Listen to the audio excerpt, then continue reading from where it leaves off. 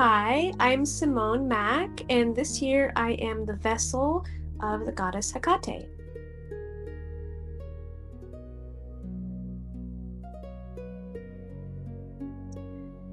This for me is a big moment. Personally, the last role I held before I took a break for about 4 or 5 years was Hekate, and that was COVID year. So I didn't get to experience this role fully on stage when I did it that year, and it felt like a cycle wasn't completed. So for me to come into this, for many of us, the last 4 or 5 years have been kind of a step of introspection and looking, and it really feels like that. Coming to this role of Hekate feels full circle for me, and I have been a devotee of her for a very long time. I consider her to be a matron of mine and have felt that way for a very long time. So it's very powerful to be here on the 40th holding this role and meeting myself in a whole new way and seeing the progress I've made and being able to be a part of this energy with such a powerful role in the mysteries is a great honor.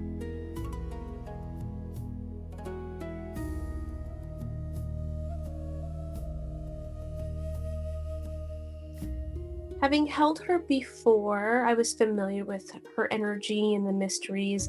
I felt ready to do the 40th. I, I should say it was a huge growth point to hold her the first time, and now having done it once, I feel ready for this particular massive energy that we are working with this year. And her, to hold any of the gods is to open yourself to learning, to open yourself to the mysteries, to accept that you're going to change throughout the process and that they will show the world new things through you. It's really an openness and a surrender. And yeah, I've stepped away and I've come back and I'm ready to do that.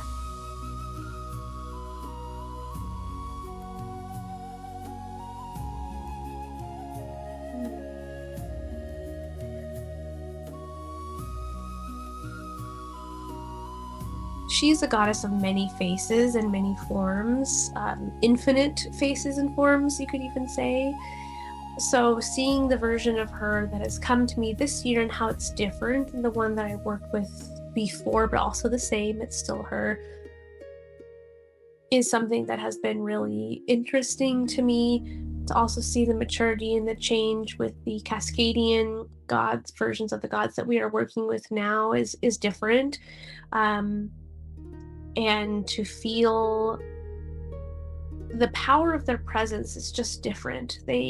We have deepened with them. We've brought their truths out into the open in a really radical way, and because of that, they speak very loudly, clearly. I think that's the biggest surprise to me, especially working with Hekate, is just how much they have to say about our world right now, and what they want to do with us and with the community.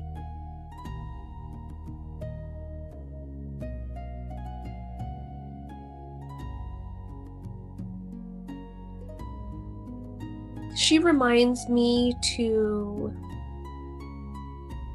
be present with myself and my practice. I think many of the gods will bring that to us. With Hestia might be the hearth in the home, with Artemis it might be the body and exercise and community presence. And with Hekate right now, what I'm noticing is the connection to my personal practice as a priestess, as a witch, as a spiritual person, in the day-to-day moments, and the sense of time and pattern recognition, and being connected to the web. Right now, it's the web is very hot. There's a lot going on in our world, in our country, and being able to see the larger picture and really contemplate where I want to be in it. So she really helps me reflect on those things and be present with my practice, my spiritual practice.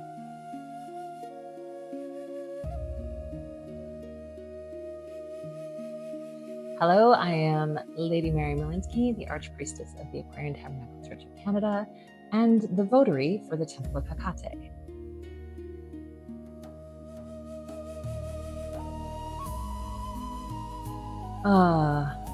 Well, she's definitely one of my favorite roles that I've ever held in the mysteries. I really enjoyed working with her, feel really a strong connection with her. And I also, one of the rituals that is the responsibility of the Temple of Hekate is the adult affirmation of path. That is moving this year to Hekate Sickle Festival, but has been a part of Spring Mysteries for as long as I have, at least. And that role or that ritual is really, really important to me. And so part of stepping into the role of votary for the Temple of Hekate was the opportunity to take on coordinating and leading that ritual. So that's a piece of it. I mean, my connection with Hekate, probably a lot to do with my, leadership role in the church as well. All kinds of things. All of that mixed together.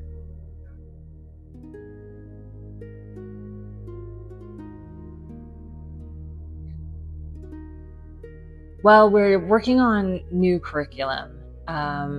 One of the beautiful things about Hekate is that she meets people where they are. And she has so many different facets and aspects that part of the training for new vessels is, how does Hekate show up for you, right? Because of the lessons that she brought for me, they're the lessons that I needed at that time. That doesn't mean they're necessarily going to be universal lessons for everybody. Because she does have so many epithets and so many aspects, she really meets people where they are. And so getting to work with new vessels and find out, okay, what is Hekate bringing you? There are common threads that we use to reassure, like, okay, if this happens, don't worry, you're not going crazy. That's part of Hekate's energy, right? But it's always interesting to see what is going on in the vessel's life and how Hekate is showing up for them and being able to support and encourage them through those choices and lessons.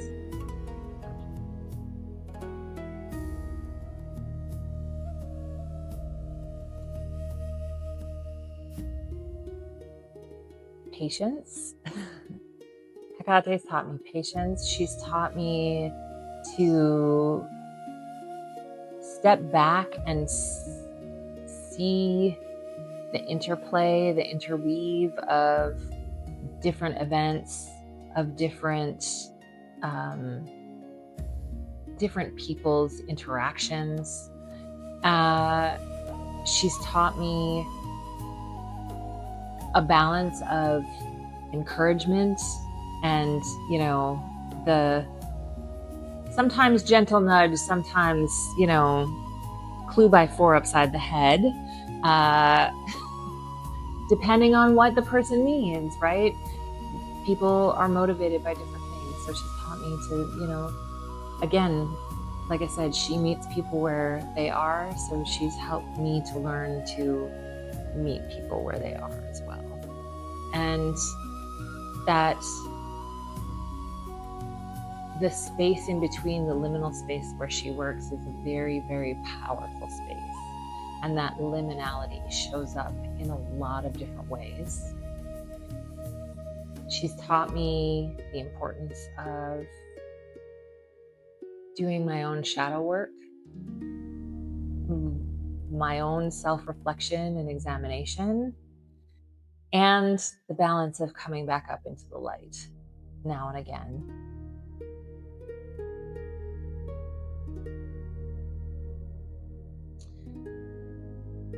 Well, like I said, there are some common themes, and I don't know how detailed I should get here, mysteries of her temple and all.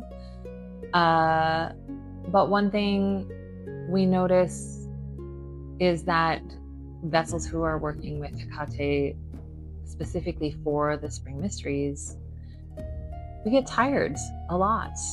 Hekate likes the bed, right? She likes the darkness.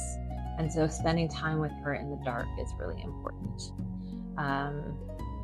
There's some other things, but being able to, as I said, reassure vessels of like, no, this is actually a common theme that we have seen time and time again.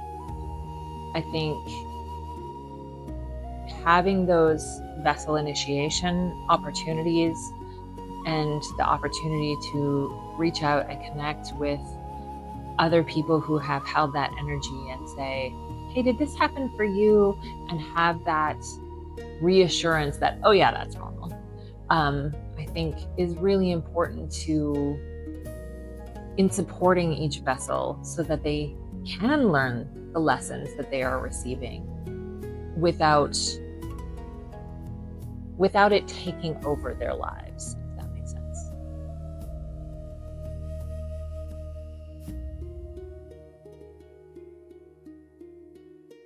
She's not scary.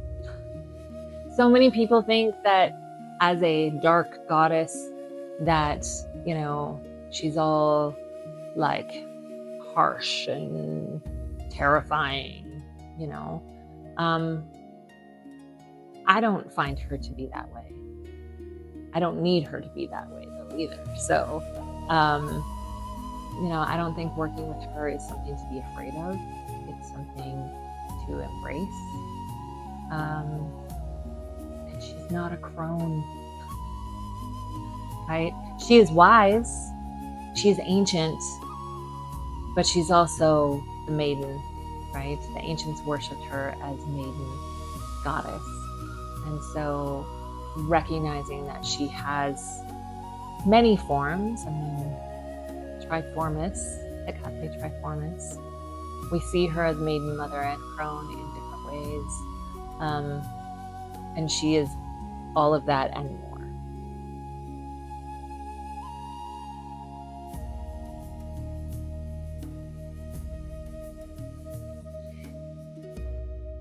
Hekate brings the importance of choice, right? She is the goddess of the crossroads. She is the guide. She's a companion at times for both Demeter and Persephone in Homer's hymn to Demeter. I think she brings that element of choice and personal responsibility and accepting the consequences of our choices and actions, which I think is very empowering in the mysteries.